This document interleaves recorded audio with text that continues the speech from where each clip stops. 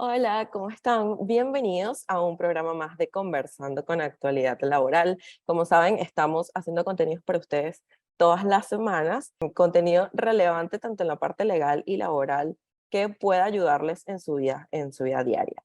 Recuerden que pueden seguirnos en todas nuestras redes sociales, @actualidad labor en Twitter, @actualidad laboral en Instagram, Facebook y LinkedIn, nuestra web www.actualidadlaboral.com.be. Recuerden suscribirse a nuestro canal en YouTube, Actualidad Laboral AL. De todas formas, aquí en la cajita de información les estamos dejando todos los enlaces de interés para que vayan a seguirnos. Ahora sí, les quiero comentar el tema que vamos a tratar hoy. El tema que vamos a abordar es de la diversidad y la inclusión.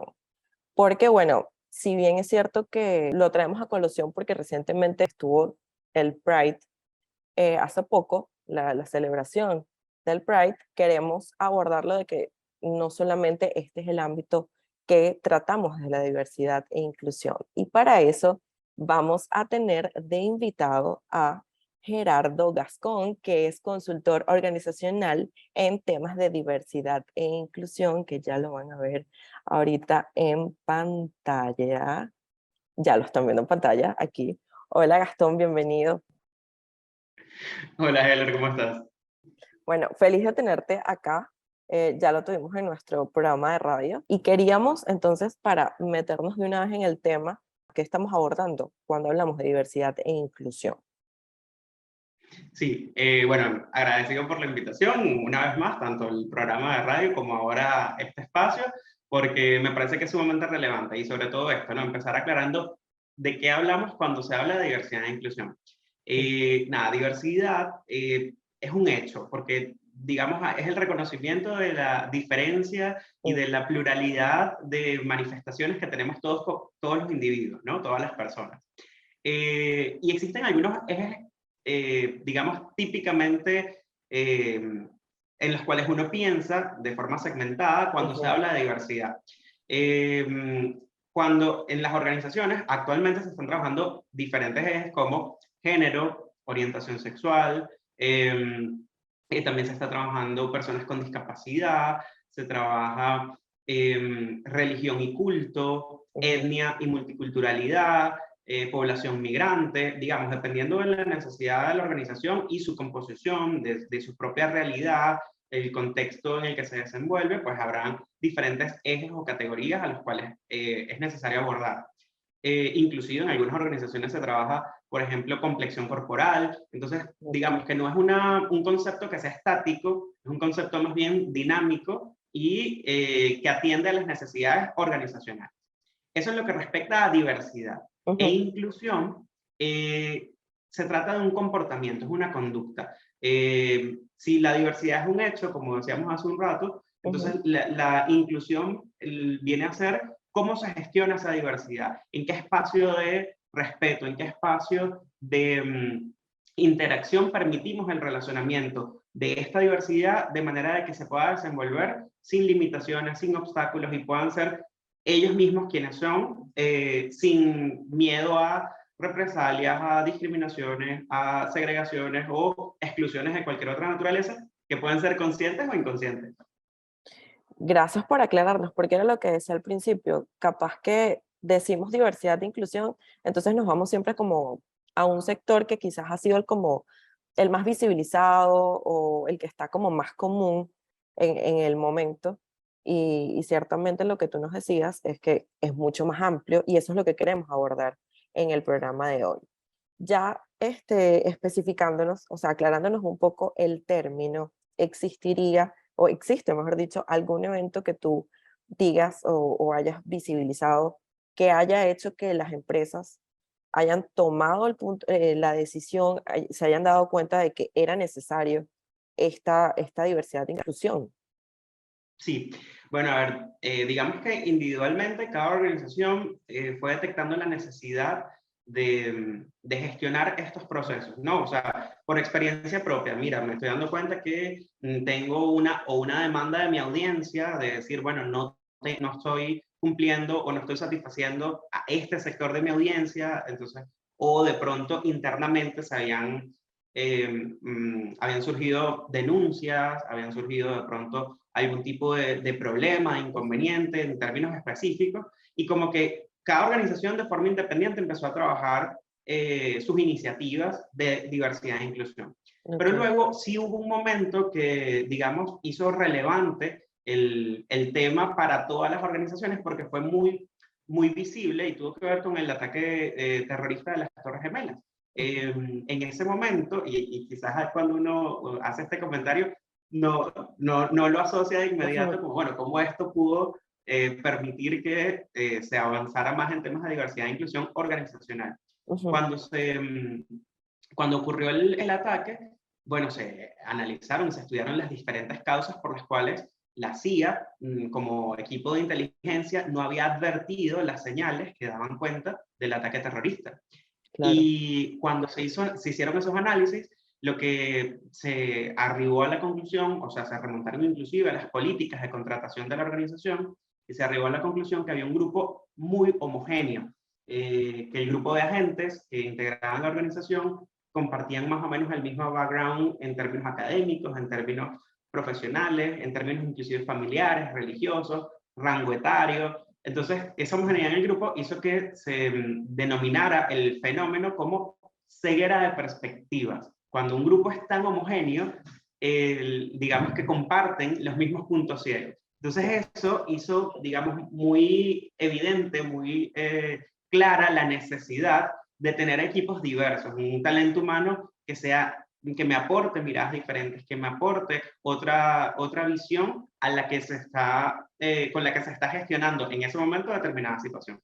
Sí, que lo comentabas totalmente, la visión. O sea, obviamente no podemos hablar de un tema del que no conocemos y si no tenemos otra perspectiva, sino nada más. Nuestro pequeño grupo es como que no sabemos a dónde ir de manera diferente, ¿no? Claro, y que al final, ¿cómo construyes soluciones para tus clientes? ¿Cómo construyes soluciones inclusive para tus colaboradores si no, digamos, no tienes en la mesa la representación de esa esa audiencia a la que te quieres diferencia, dirigir, ¿no? Uh-huh.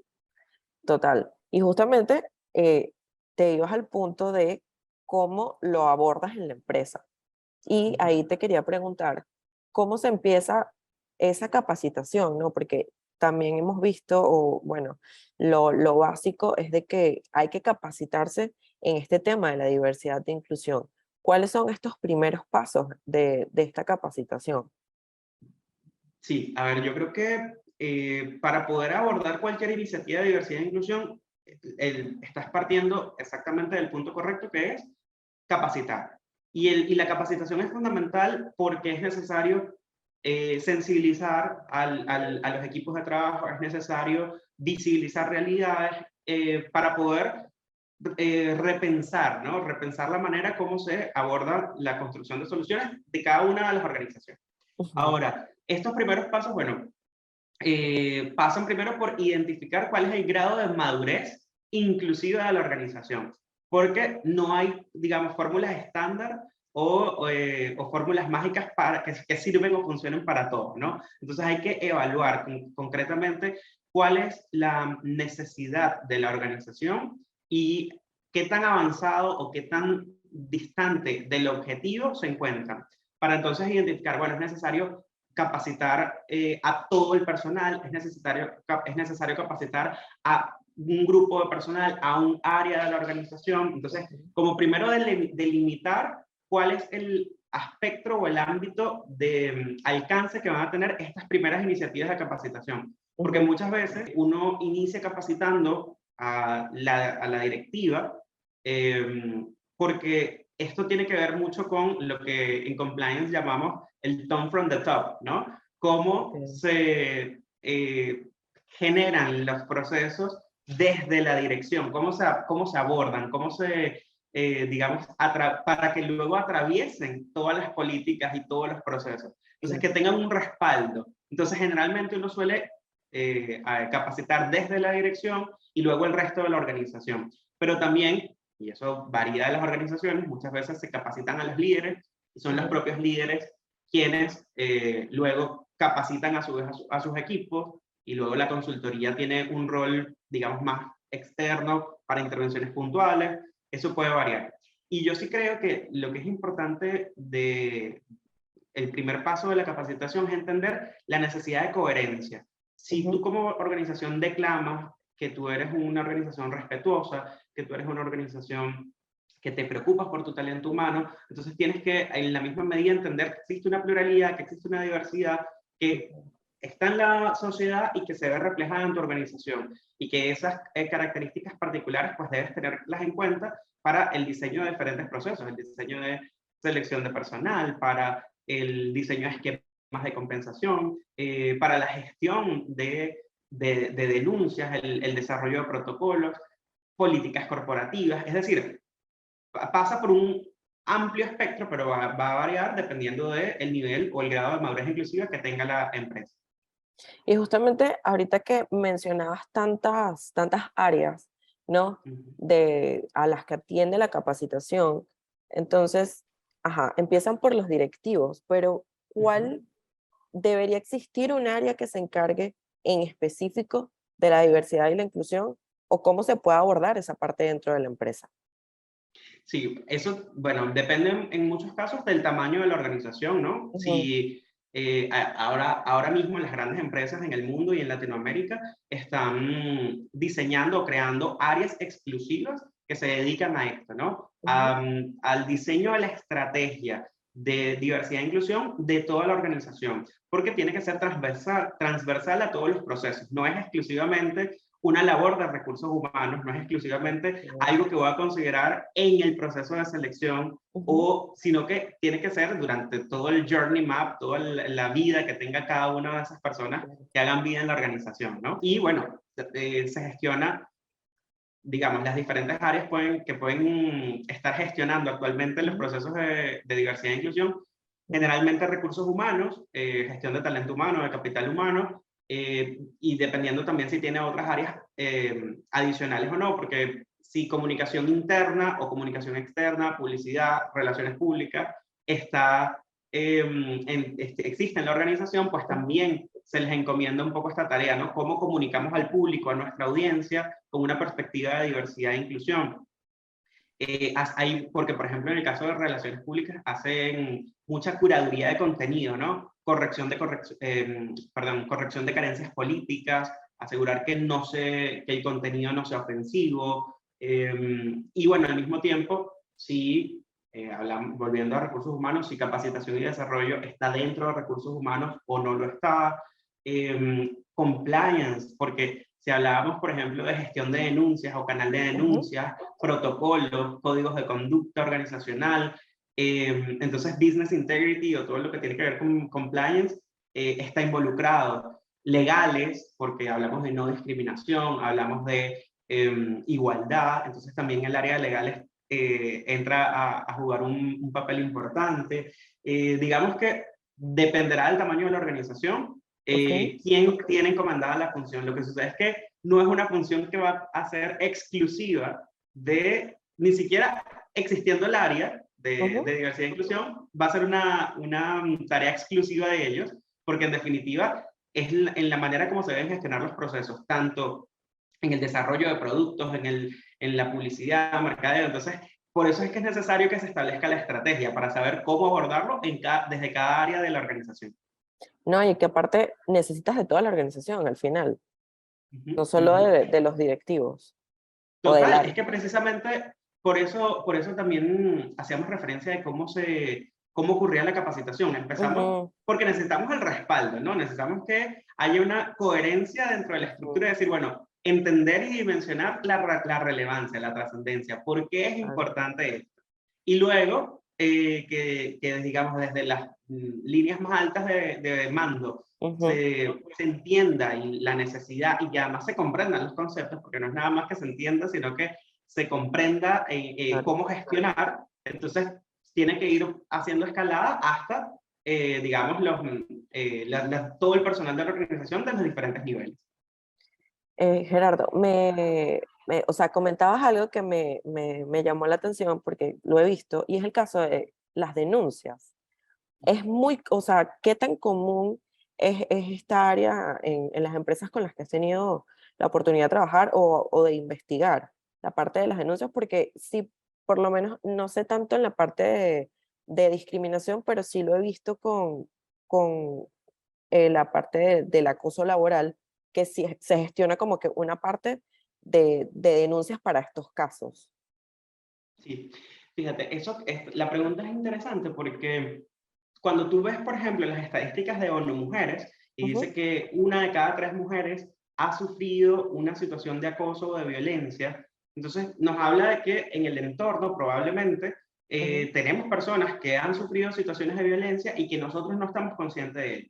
Y eso ujú, tiene que ser un indicativo de que si yo tengo una línea de denuncias en mi organización y no recibo ninguna denuncia en torno al tema, algo está realmente debería pasando. ser más bien una alarma, porque realmente no tengo ninguna denuncia, ninguna situación. Y ojo, no cualquier denuncia tiene por qué terminar en una sanción, tiene por qué terminar en un proceso disciplinario. Digamos que no toda denuncia necesariamente es cierta o no toda denuncia es necesariamente merecedora de una Confrontación. aplicación o de una estrategia para resolverla, porque bueno, precisamente la denuncia lo que sirve es para iniciar el proceso de investigación y ver cómo se va a Ok, resolver, si es necesario resolverla. ok, Pero entonces, cuando una organización tiene una línea de denuncias y no recibe denuncias, algo está pasando porque quizás no estamos siendo suficientemente generando espacios de confianza o espacios de seguridad dentro de la organización que habiliten a las personas potencialmente afectadas ujú, o potencialmente agredidas a que se sientan con la tranquilidad de poder hacer el planteamiento y que tenga algún tipo de respuesta o solución por la organización. Entonces eso también es interesante. Pero sí, claro que ocurren y ocurren de todo tipo. O sea, ocurren denuncias en torno, como muy bien lo dices, por acoso, en temas de género, pero también a personas de la comunidad LGTBIQ+. Existen inclusive denuncias, dependiendo del tipo como se gestiona el tema de compliance y de denuncias en las ujú, organizaciones, ujú, muchas veces los proveedores, los contratistas, ujú, tienen acceso a las líneas de denuncia y supongamos si hubo una práctica que se percibió en algún proceso de esa contratación como no inclusiva o una práctica discriminatoria, suele ser recibido también en los canales de denuncia, ¿no? Porque a veces los pensamos solo como para denuncias de prácticas anticorrupción o para ujú, denuncias ujú, en temas como financieros. Y bueno, la verdad claro. es que todo este componente humano, y por eso también decía que compliance tenía que ver con diversidad e inclusión, porque tiene una dimensión de riesgo organizacional y el riesgo se mide en el riesgo humano de la toma de decisiones, pero también en el riesgo reputacional, cómo me proyecto yo a mis clientes, a mis proveedores, al talento humano. Entonces, como que el tema de la línea de denuncias también es clave para entender cómo está funcionando la organización en ese sentido. Sí, es que por eso me llamaba la atención a ver qué tan común era, porque sí, es como lo que tú dices, no necesariamente, uno lo ve como demasiado exagerado, no, no exagerado, sino llamativo, lo de denuncia, pero como tú mismo lo decías, o sea, no necesariamente tiene que terminar en una sanción o en algo malo, sino es una alerta, es un llamado de atención para que visibilices lo que pueda estar ocurriendo en la organización. Tal cual, tal cual. Ajá, entonces, bueno, nos vamos, ya que hablamos de la capacitación y de estas partes de la denuncia y de cómo se puede dar este movimiento dentro de la empresa, ¿cuáles serían o qué es lo más común que empiezan a hacer las empresas en cuanto a diversidad e inclusión? Bueno, habiendo establecido que, la estrategia o la iniciativa va a Sí. variar dependiendo de cada Ujú, organización, ¿qué suele ocurrir? Por ujú, ejemplo, en la revisión de códigos de conducta, de políticas corporativas, entonces uno empieza a ver si existe una diferenciación, por ejemplo, generalizada. ujú, Entonces, que se le concede un beneficio a un género y no a otro, o si la manera como se concede es diferente, es distinta, es diferenciada. ujú, Y por ejemplo pasa mucho con los códigos de vestimenta, ¿no? Que se permite, supongamos, se establece que las mujeres pueden utilizar maquillaje o que pueden ujú, utilizar pendientes o aretes, zarcillos, dependiendo de cómo les digan, ¿no? Porque ahora que uno tiene un alcance Sí. diferente, que no se gestiona solo en un mismo contexto, hacen la aclaratoria con distintas palabras. Entonces luego tú te preguntas, bueno, ¿por qué, por ejemplo, se prohíbe, en el caso de varones, que utilicen zarcillos o aretes, Ujú, si no se le prohíbe a las mujeres? Entonces empiezas a identificar que hay sesgos eh, asociados a los estereotipos de género, ¿no? Y ese tema te permite, digamos, abordar una primera iniciativa que es sencillamente de revisión, o ujú. inclusive con cosas más graves. Por ejemplo, también ocurre con el tema de las preguntas, ¿no? De que se hacen en los procesos de selección. Y muchas veces se le preguntan cosas a las mujeres que no se le preguntan a los varones, como por ejemplo, llenas un formulario y te preguntan como si tienes dolores menstruales discapacitantes o, por ejemplo, si planeas tener hijos, digamos, un montón de elementos que invaden la vida privada y personal, la intimidad de la persona. Entonces, ahí no me malinterpreten, no estoy diciendo que no los invito a que hagan las preguntas a los varones, por el contrario, que no le hagan la pregunta a nadie, Mm. porque esto es en definitiva algo que debe ser transparente para la organización, no tendría por qué ser trascendental. Sí, total. Ya ahí tú ves la discriminación desde el proceso de selección. Y yo hace poco leía justamente eso, que eh, la parte de la inclusión y de la diversidad debería empezar por el proceso de selección. Claro, sí, a ver, porque es el primer acercamiento o el primer contacto de cualquier persona con la organización, digamos, cuando uno aspira a entrar. Pero digamos que el inicio puede ser diferente, porque a lo mejor yo no tengo grandes contrataciones, pero tengo, por ejemplo, grandes ventas. Entonces, para mí, mi estrategia de diversidad e inclusión no tiene que Ujú. ser hacia la contratación de personal, sino hacia mi público, hacia la audiencia. Entonces, ¿cómo me proyecto? Entonces, digamos que el inicio, por eso, digamos, depende de cada organización y su realidad. Totalmente. Bueno, justamente ahorita hablábamos de la capacitación y que hay que buscar al especialista, a alguien que realmente esté capacitado en el tema, no valga redundar la palabra. Pero supongamos que es una pequeña organización, no sé, una panadería, quizás un emprendimiento, o sea, que nada más tiene dos, tres trabajadores, algo pequeño y no tiene quizás en estos momentos la capacidad monetaria para hacerlo o no es cercano a alguien, o, ¿sabes? Que Ujú. pueda Sí, darle este tipo de información. ¿Cómo puede empezar? O sea, si le interesa el tema, ¿cómo puede empezar a ponerlo en práctica en su organización? sí, ahí, bueno, pasan dos cosas, ¿no? A Ujú, veces no se cuenta con los recursos para poder hacer la implementación de estrategias, aunque exista la intención o la ujú, necesidad de mejorar. Y en otros casos pasa que no soy consciente de las ventajas, de los beneficios que me puede reportar trabajar con esto y no dispongo de presupuesto, no destino presupuesto para ello, ¿no? Que son ujú, dos escenarios distintos. En el ujú, primer caso, cuando son negocios pequeños que de pronto no tienen una capacidad económica para eso, yo creo que la ventaja es la cantidad de recursos y la accesibilidad de la información que da Internet. En YouTube hay un montón de capacitaciones, un montón de ideas, ¿no? Porque es eso, ¿no? Son charlas que te dan como un disparador de ideas para repensar los procesos, para rediseñar algo que haces en tu organización. Incluso, bueno, actualidad laboral también pone muchísimas notas momento de publicitario. tal cual, pero es que es verdad, porque ponen muchas notas de interés de cómo se gestiona o cuáles son las prácticas que están utilizando las organizaciones para ello. Entonces, yo creo que la posibilidad, todo parte del interés, ¿no? Claro. De qué Ujú, tanto me quiero involucrar y averiguar. Yo al principio, ujú, para empezar a formarme en temas de diversidad e inclusión, sí, ujú, yo tengo ahorita estudios formales, académicos en la universidad, en la materia, pero yo empecé estudiando con un montón de recursos en línea, ¿no? Un montón de cosas para entender, para aprender, y hay muchísimos. Entonces yo creo que no es tan complejo acceder a la ujú. información siempre y cuando se haya, digamos, haya el interés de buscarlo, de conseguirlo, y yo creo que es importante porque hay que rediseñar los sesgos que tenemos como organización, porque en definitiva las organizaciones somos las personas, ¿no? Que las integramos. Entonces, cada uno de nuestros sesgos personales, que no es que el sesgo sea en sí mismo malo, porque es una forma de funcionamiento del cerebro, pero lo cierto es que pueden incidir en nuestra percepción de determinados grupos o de determinadas personas y afectarlos negativamente. Sí, es que como lo conversamos en el radio, son concepciones o son conceptos que uno tiene culturalmente desde hace mucho tiempo.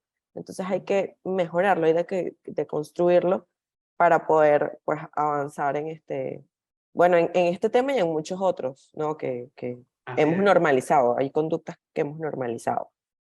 Así es, exacto. Las conductas naturalizadas que sin Mm, darnos cuenta no advertimos o no las identificamos como necesariamente algo negativo, algo malo, es sencillamente una conducta, un comportamiento que tengo y luego, hasta que no es cuando alguien me lo hace ver, ¿no? Me ajá, dice, epa, esto está mal. sabes que aquí esto no está, es mejorable, ¿no? O sea, porque también, y también entender que uno no tiene por qué saberlo todo, uno Claro, puede cometer errores. A veces cuando se gestionan los temas de diversidad e inclusión, la gente tiene miedo de utilizar términos incorrectos, de ser de pronto ofensivo. Y yo creo que hay que despojarnos un poco del miedo y ujú, entrar con voluntad, con intención y con ganas de mejorar, siempre entendiendo que el respeto y la empatía es lo que total. debe motorizar el proceso de relacionamiento humano.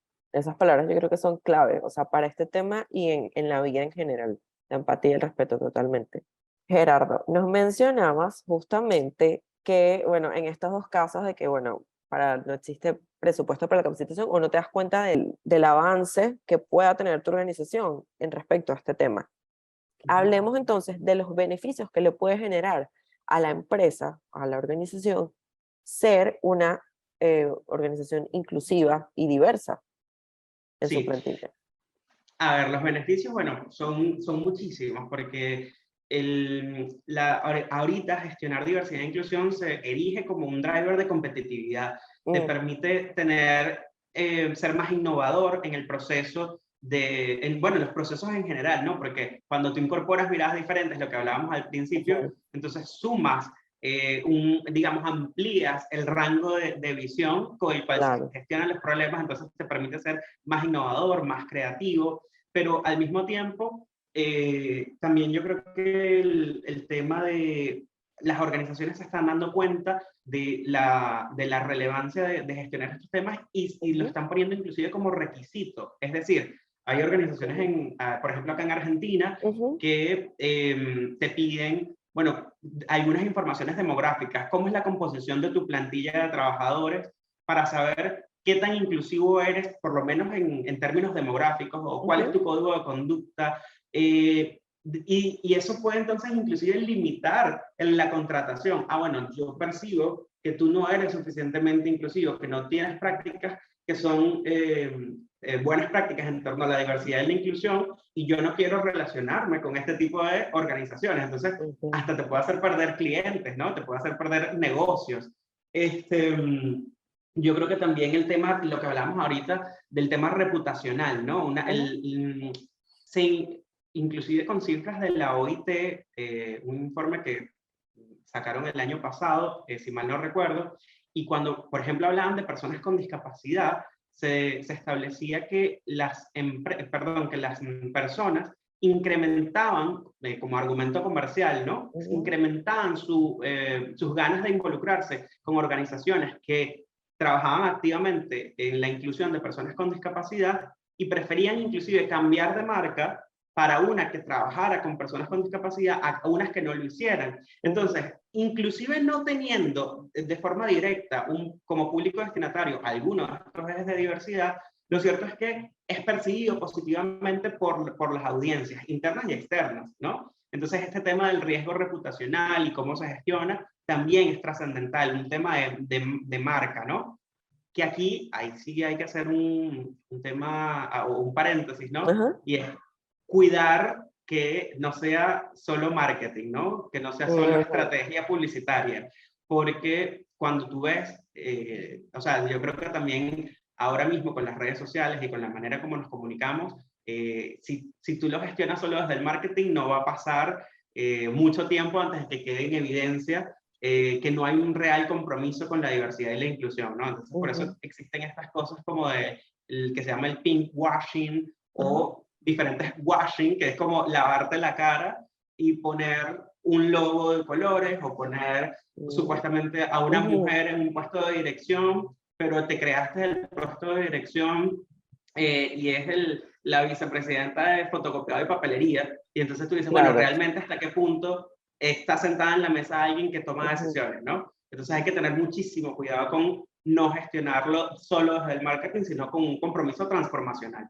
Exacto. No hacerlo por requisito, sino que sea algo Claro, que realmente lo quieres hacer por mejorar tu organización, por ser mejor persona, por decirlo también de alguna manera, ¿no? O sea, crear más empatía, lo que hablábamos, con toda la sociedad, con todo tu grupo de colaboradores. Bueno, Gerardo, nos queda poquito tiempo porque, como siempre decimos aquí, tratamos de condensar lo más que podemos la información para que todo el mundo se lleve lo más relevante y sea el contenido mucho más digerible. Ya para terminar, creo que abarcamos todos los puntos quizás básicos para empezar este acercamiento o para darle un poco más de luz a la gente de cómo debe abordar este tema. Un mensaje final para quienes nos están viendo y como colaboradores y también aquellos empleadores que de repente todavía no han empezado ese tema en su empresa, les hizo clic el programa y quieren comenzar. bueno, yo creo que en cuanto al compromiso organizacional es importante entender que implica un acuerdo con asunción de responsabilidades. Estamos hablando que las empresas que decidan iniciar este camino, que además yo creo que el entorno las va a obligar a quienes aún no lo hacen a que empiecen a tomar iniciativas en este sentido, porque van a vincular hechos con emociones, ¿no? Y tienen que haber acciones coherentes en ese sentido. Y sí, yo creo que en efecto es una cuestión de equidad, es una cuestión de derechos, pero también es una clara estrategia del negocio, porque ofrece ventajas competitivas como las que estábamos diciendo. Entonces yo creo que Claro. sí, la apariencia no basta para alcanzar el éxito en diversidad e inclusión, pero es necesario empezar a gestionarlo y a entender que conviene crear espacios respetuosos, espacios equitativos, espacios donde las personas puedan ser quienes son sin limitaciones y que en definitiva hablan no solo de empatía y respeto, que es las dos palabras que nos han movilizado a lo largo de la conversación, sino también que hablan de seguridad y que hablan de beneficios, ¿no? Las buenas prácticas al desarrollarlas en la organización, trascienden la organización y terminan generando una sociedad mucho más respetuosa. Sí, y eso, la organización y lo proyectas y obviamente vas de un cambio de lo micro a lo macro. Así es, así es. Muchísimas gracias, Gerardo, por acompañarnos en este programa. O sea, creo que fue muy enriquecedor o sea, para mí y para quien esté viendo el video de darnos cuenta, hacer ese cambio real, de entender que no es solamente de quizás por moda, porque lo vi, porque creo, porque es un requisito, sino que lo que decíamos, la empatía y el respeto son palabras clave aquí y son básicas para empezar cualquier proceso de cambio, no solamente en esta parte de diversidad e inclusión, sino de la vida en general, cualquier cosa que vayan a hacer. Entonces, felices, Gerardo, de haberte tenido en el programa de hoy. Ya con esto, bueno, llegamos al final. Esperamos de verdad que les haya gustado tanto como a nosotros nos encantó tener esta conversación. Creo que fue súper enriquecedor para los dos.